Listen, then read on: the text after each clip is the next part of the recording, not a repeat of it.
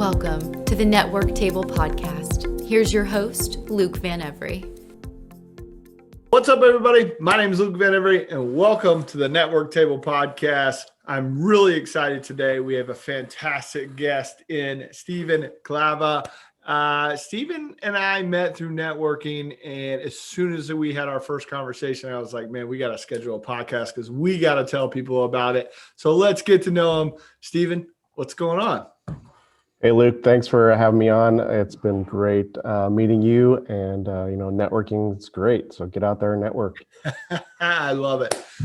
Stephen, you got to tell us about your company because I know it's amazing, but let's introduce it to all the listeners. So tell us about the Clava Fund. Yeah, so I started the Clava Fund, and it is Clava. Everybody can say it a different way, I guess. The Clava Fund is a fundraising platform, so it's really meant to raise money for good causes. And I kind of built it out of a need. I wanted to learn a new language, and so that's, as a serial entrepreneur, we create cool things and we try to solve a problem. So I wanted to create a funding platform because of the digital transactions that are happening in society. So I was looking at nobody carries cash anymore. So how do people that are trying to get cash donations, how do they get it? It's hard, they can't. So that's kind of the starting point of the Clava Fund, was just to solve that problem and to solve it like as well as I could while learning a new language. So Google came out with Flutter Dart. It's a new language where you code once and you get an iOS and an Android application at the end of it. So it's really kind of a cool kind of little platform where you can simplify how a startup gets built. So it's really kind of cool. Well, we're all about simplification over here at True Compare. So we're a big fan of anything that's streamlined and simplifies. So the Clava Group, when did you officially launch? And let's go back even further. When did you step off and say, when did you start building it? And then when did you officially launch? So I started building about 2019, like September-ish. I kind of just started looking at Flutter, and I kind of started looking at the idea that I wanted to build. And we had some family problems that lasted until like the end of 2019. And so I really kind of got into the meat of coding it in 2020. So it was kind of my pandemic project, as they say. So I wanted to learn something new, solve a problem. And so I coded it, and it was about ready right around, so my first earliest version was ready right about March 10th or so. Good timing. So right before like coffee shops closed, right before the whole world shut down, I took it out to coffee shops to show people. And so they would look at the app, and I wouldn't tell them what it was for, and every one of them would give me a different kind of use case for it. So I'm like, right. Oh, this is kind of cool. Like, maybe this has a little bit more functionality than just, solving that one use case that I was going for. And so then I did a competitive review of the GoFundMe's, Donately's, Gively's, all these other things. And I'm like, you know what? I actually got a competitive product to these folks. And, and I didn't realize that by the time I was coding, but then I actually had some features that they don't have that actually help small businesses. So that's when I'm like, okay, that's great. Had to make a few changes and stuff, and I kind of really launched in about August of last year. So 2020 August. And I really went after like non-for-profits at first, because they donate all the time. They have fundraising, and that's kind of their life. But non-for-profits are really hard to change over into new technology. But I really want this to be a thing for good. And so our current initiative, as you know, is trying to save as many small businesses that have been impacted by the pandemic as possible. And it's a multi-pronged approach. Using the Clava Fund and then using other ways to save your business is what I think is needed. And so it's really simple fundraising program that you can apply to save your business. That's fantastic. So I see multi-functions in there, but saving small businesses is of the utmost importance right now. You know as well as I know that the small and medium-sized businesses is the backbone of the United States. I'll argue it with anybody who wants to have that argument. So that's incredible. We are full supportive in all of that. Let's go back to some of the differences between the competitors. What are some of those functionalities and things that you're doing that take you to the next level? Yeah, so I really kind of updated the fundraising platform app into a mobile experience. So if you use any of the other platforms, they do have some mobile apps, but when you use it, it still feels like a website because they were kind of built in the website era. Right. And they use they use the same constructs that they have traditionally used. So for instance, one of the major features that I have is a hashtag, is the unique identifier. So super easy to share on socials, super easy to get out there, and so when people want to give, they can just take your hashtag, take it to my site, plug it in to a text box, and it takes it to your donation page. Really simple. I do have a website version of my platform. Is a platform because I have a website donation. So people don't have to download the app to give, but it opens up a great thing with the QR code. So each fund that's made gets a QR code, and the QR code, you see them all over now in restaurants. Every menu that you try to open, they're all in QR codes. So people are learning how to use these things. They were kind of being demystified by the COVID era here, I think. And so people can scan and give, and it's a great experience that they can do that so fast on my platform. And that's really one of the major features that I have for small businesses, because small businesses can then print out a sign and then they can put on the outside of their business to have local supporters have the ability to give them some money for a donation. And the thing I'm thinking about on that kind of platform, so each person that donates can give you their email address. And then so once you're the fund owner, you can download that. You can use it as kind of a marketing thing, as a thank you, give them a coupon or give them some type of reward for helping you survive this time. So, and then that re-engages you with them as well. So you can use it as a twofer, I think. Yeah, and I know that's your main focus, and that's a great main focus. But do you see yourself pivoting to, schools have fundraisers all the time? I think that would be a great fit, and even to the wedding, right? When you're having a wedding, not everybody's going to give you a gift. A lot of time you're getting cash. Seems like a more seamless way. Do you see the company being utilized that way as well? Yeah, for events and venues, absolutely. So there's a couple use cases that are coming out within that, and primarily, like, we had one cure rare disease folks that used the platform, and they used it for a golf outing. Nice. And so at each tee box, they put up a QR code sign and put a funny saying on it. So like, oh, I'm sorry you didn't hit the fairway this time. Just scan this code and it'll make you feel better. So it was a way for this organization to get more in a cool kind of way. Yeah. So stuff like that is kind of cool.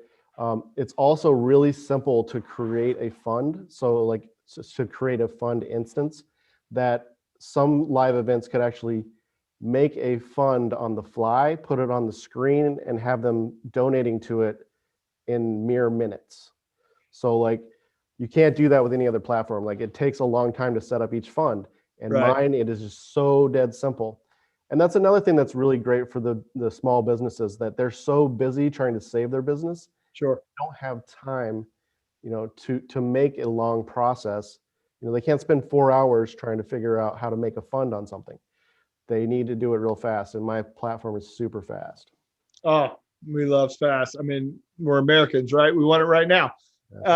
So I love the QR part, right? When QR codes first came out, you had to have an app that read them, right? Now I have an iPhone for person and a Samsung for work, right? I didn't want to have two iPhones, but I wanted to keep it separately. That's just what I want to do. So when you say the world has gone mobile, yeah, a lot of us have two. So it's gone really mobile. And now the QR code, you just have to pull up the camera and it pulls it right in. So I liked the way that you're utilizing that because that's become more streamlined. And now you're making it even more streamlined and quick. Fantastic. So you had to have been doing something before this, right? What led up to starting the Clava Fund? Yeah, so I would say so I graduated Bradley University as a mechanical engineer. I worked in product development for about 14 years. I ended up that in designing fitness equipment for Life Fitness. So Very cool. in Lifetime Fitness, I was on the treadmill team for that, and then I was the engineering manager for the bike line. So there was some cool like things, new product development, and then I'd always been doing startups kind of from that point on the side. So I've done a number of startups that didn't go anywhere, kind of as a side hustle, right? And so I changed my career to software development after my engineering stint. So I learned to code Java, and then I got a job doing that. So I have this product development and this software development. I'm taking that. And after that, I decided, well, I'm going to start building my own stuff. And because I got the skills and the capabilities. So that's really kind of the antithesis of, yeah, let's build something cool that, people can get money for funding good things in the world. So my saying is, don't just be what you want, the change you want to see in the world, fund the change you want to see in the world, because funding really makes stuff happen. It it really doesn't. I I have a Lifetime treadmill in my home gym right now, and now I get to go tell my wife like I know the guy that created this. Nice. Yeah. So let's walk through, when do you stop and say, all right, when does the light bulb go off and say there's a need here and I'm going to fill it? Yeah, so it was really kind of when I did my competitive analysis against the other people, and like GoFundMe has like played with QR codes, but they didn't really do anything cool with them. They really don't have it as a thing. And then I put another feature in that when I was coding it, I didn't think it was very profound because it's actually like a grassroots sharing of your fund. So in the app, you can open up to your fund or somebody else's fund. It doesn't have to be yours. And you can apply a picture of your own, and it will apply the QR code and the hashtag, and then you can send it out to your socials. So it allows a true grassroots nature or a viral nature for anybody's fund to kind of take that extra step. So even if a small business doesn't have that huge following on their socials, they've just ignored that kind of section. They may have supporters that have a big following. Right. So they can just, invite their supporters to kind of, hey, just go ahead and you can do it this way, and it will help us out, right? So it's really kind of like those type of tools that I built into it that these other people didn't have. I'm like, we got to take this out to the world, see how well it can do. So yeah, it's been fun. Yeah, typically on our podcast, we ask, how are you giving back? But your entire premise is giving back. So Right. that is fantastic, Stephen. That's really great. One thing I really like to ask is, we can sit and debate and talk about the bad in 2020. We could sit here and talk about it all day. But what is one positive thing that came out of 2020 for you, or how did it change you for the better? Yeah, so at the end of 2020, there was a fund that was made on the Clava Fund, and it was for a family in Evanston, Illinois. They, on the 23rd of December, their house burnt. So it was a family of four. Right before Christmas, They didn't have a house, and so they were standing outside their corner in their pajamas, and a lady stopped and picked them up, a good Samaritan, and took them to her house. And this lady, I had met through networking, so Nice. so she knew that the Clava Fund existed and that it was built for this, right? So they took that. They called me up. I went over. I helped them create the Clava Fund. It's really simple to create one, so you don't need help. But I helped them do that, and then their story blew up because it's a great story. Like they needed help, and they got a ton of money, and they needed it. So they needed it to get their family in the right position and stuff like that. So it ended up being on the NBC Nightly News with Lester Holt. So it really just kind of took on a life of its own, and it was very satisfying to me that I built something that helped people in such a profound way. So I found that to me was like the community came together. A lot of people in Evanston gave for that, and it's a great story and very good success. That is an incredible story. That's I'm at a loss for words, my friend. That's amazing. Yeah, that's fantastic, man. I applaud you for that. That is quick in action, making it happen and helping those that are truly in need. I believe that we do need to help those that are truly in need, and that's a fantastic story. And I'm happy that you are able to come on and let us tell that story. To pivot to a different area in 2020, how do you debrief, right? Like, I know you're building this business. I'm building one as well, but you got to take the time to debrief. What is your passion outside of the fund? And what do you do to debrief and have a passion outside of the Clava Fund? Yeah, so I have kids. I have 5 kids. So they help me debrief. I just have to go up and stand near them, and they start crawling on me. So they're all 10 and under. It's really fun. They're at that fun age. They're at that really fun age where they just adore their parents, right? So it's like it's a great age, and I'm enjoying that part of it.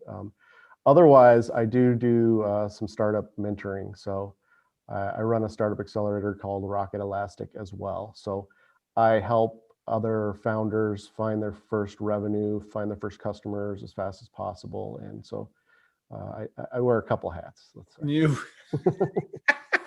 and all of your hats say, "I'm here to help." Yeah. That's fantastic, Stephen. Okay, so how do we get in touch with you? How do we follow you? Where do people go to learn even more? Give us the insight on how to do so. All right, it's the Clava Fund. So KLAVAFUND.com. And that is the website. So you can find me on Instagram at Clava Fund, or Twitter at Clava Fund, and Facebook at Clava Fund. I also have a LinkedIn page as well, but direct message me if you are a business that needs help, thinks that they could use this, even just wants to explore it and get a demo. Find me and I'll help you. Let's start saving some small businesses. I don't want to see these downtowns just ghosted. We need to save some of these businesses so that they're the life and blood, of our communities. Yeah, absolutely. We're going to be reaching out as well. We want to make sure that when we build out our marketplace that we get Clava on there as well. Stephen, I cannot thank you enough. Give us your last thoughts before we wrap it up. Anything that you can give to an entrepreneur like myself starting out? What's the one piece of advice that you wish you would have been told, but that you would love to tell to the next entrepreneur coming up? So I deal with a lot of entrepreneurs, and one thing that is vital and important nowadays that wasn't previously in my first sessions would be build your social networks, connect with people, build your networking, because that's really going to give you a lot of gains in a lot of ways that you may find even unexpected. And it could help you if you're building something cool. Those things will help you blow it up.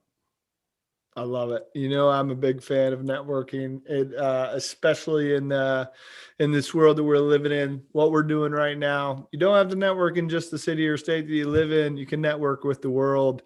I do a weekly lunch club networking where I get connected with like-minded individuals, and I didn't pay attention to the geo part of it. And a couple of weeks ago, I got connected with somebody in Germany, and we spoke for an hour and a half, and it was absolutely fantastic. There are so many amazing human beings. You just got to take the time to get out there and meet them. Absolutely. Stephen, I cannot thank you enough. This was absolutely fantastic, and I really look forward to talking to you again soon.